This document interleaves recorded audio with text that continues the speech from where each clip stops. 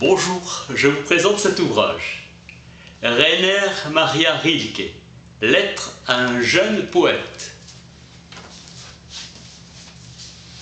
Principe incontournable, la nécessité d'écrire. Qu'on m'interdise et je meurs intérieurement. Rilke me légitime, Arnaud Catherine. Ce livre m'a marqué dans ma vie d'écrivain, donné en terminale par mon professeur de philosophie qui parlait aussi des écrivains, en fait tout ce qui donne matière à penser.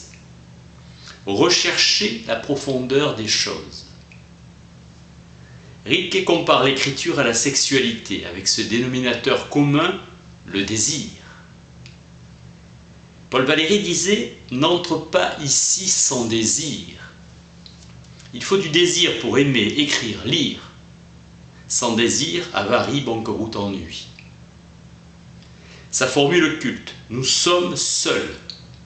Soyez attentifs à ce qui se lève en vous. Ne point calculer, ni compter, mûrir comme l'arbre qui ne fait pas monter sa sève plus vite. Sa quête est intellectuelle, spirituelle et géographique.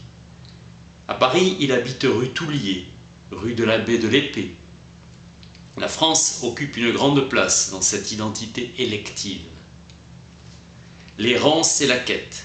La solitude, au lieu de la déplorer, dit-il à Capus, il faut la prendre comme point de départ. Ni l'amitié, ni la passion, ni les femmes lui ont pourtant manqué. Emerson, le héros est celui-là qui est immuablement concentré. La solitude est nécessaire car rien ne peut venir que du fond de soi. Le sérieux est l'attitude nécessaire pour qui veut découvrir. Toujours travailler, la correspondance sert de laboratoire à l'œuvre. Franz Capus envoie à Rilke ses premiers essais poétiques. Superbe méditation sur la solitude, la création, l'amour, l'accomplissement de l'être. Personne ne peut vous conseiller si vos vers sont bons. Rentrez en vous-même, explorez le fond qui vous enjoint d'écrire au plus profond de votre cœur. Demandez-vous à l'heure la plus silencieuse de votre nuit, suis-je contraint d'écrire ? Fuyez les formes trop courantes comme les poèmes d'amour, ce sont les plus difficiles. Donnez quelque chose qui vous soit propre. Remontez les sensations enfouies dans votre vaste passé. Descendez en vous-même. Conseil de vous développer dans le calme et le sérieux, votre propre évolution. Ne pas laisser l'ironie se rendre maîtresse de vous, surtout dans les périodes sans création. Mes seuls livres à portée de main sont la Bible et le poète danois Jens Peter Jacobsen.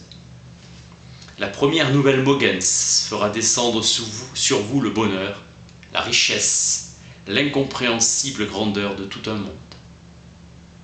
Le destin est un vaste et merveilleux tissu où chaque fil sera conduit par une main d'une infinie délicatesse. Ces vers vivent d'une vibration infinie. Lisez aussi peu que possible de choses qui révèlent de la critique esthétique. Les œuvres de l'art sont d'une solitude infinie. Donnez toujours raison à vous-même et à votre sentiment. Laissez chaque sentiment parvenir à maturité au fond de soi.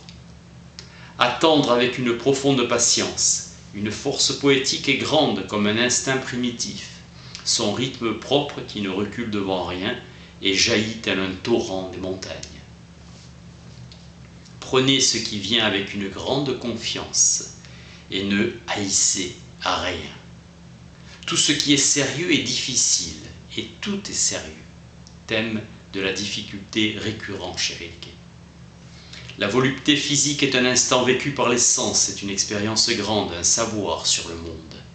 La beauté est une forme calme et durable, faite d'amour et de désir. Soyez bons envers ceux qui restent en arrière. Ne les tourmentez pas avec vos doutes et ne les effrayez pas avec vos certitudes ou une joie qu'ils ne pourraient comprendre.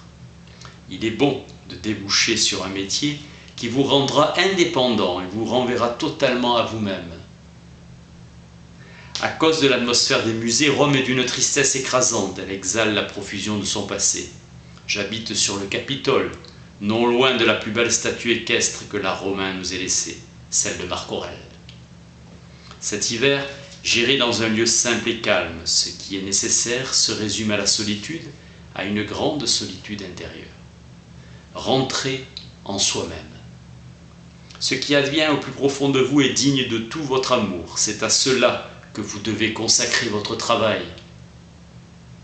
Ne pas se laisser aller à l'angoisse et à la tristesse. De même que les abeilles composent le miel, nous allons prendre en chaque chose ce qu'il y a de plus doux et nous le construisons. Soyez joyeux et confiants. Les gens ont tout résolu dans le sens de la légèreté et de la facilité. Nous devons nous tenir à ce qui est difficile et lourd. Il est bon d'être solitaire, car la solitude est difficile. Aimer aussi est bon, car l'amour est difficile. Les jeunes débutants en tout ne peuvent pas encore aimer. C'est une sublime occasion pour l'individu de mûrir, lourd travail de l'amour pour notre développement. Ce progrès transforme notre manière de vivre.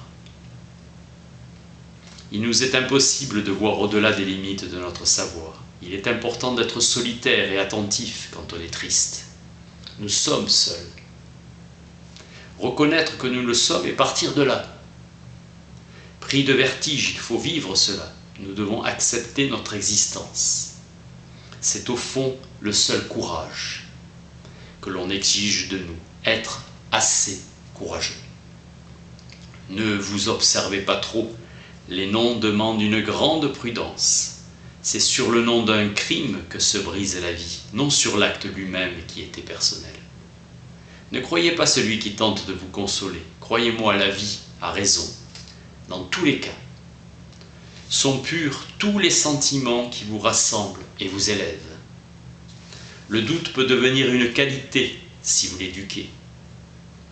Ne cédez pas et agissez. Le jour viendra où le doute destructeur deviendra votre meilleur ouvrier, peut-être le plus intelligent de tous ceux qui construisent votre vie.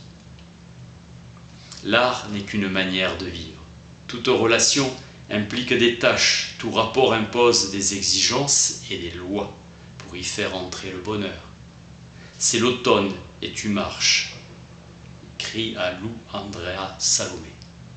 Dans la forêt où le regard pénètre si loin, dans le vent qui métamorphose le monde.